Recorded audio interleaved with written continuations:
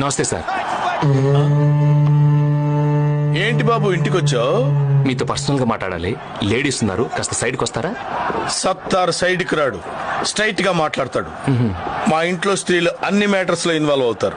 मैं अंदर जाके कॉफी ले आऊं? నై ఇద్దరు రఖో.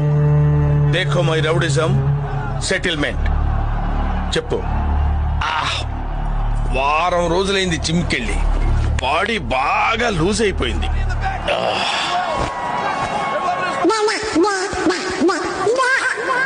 ఏదో తేడాగా ఉందేంటి?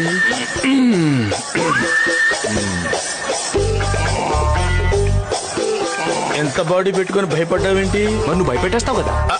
అంటే అది రామ్, జనరల్ గా రోజు అందరూ ఉంటారు, కానీ వాళ్ళ సండే సినిమాకి వెళ్ళారు.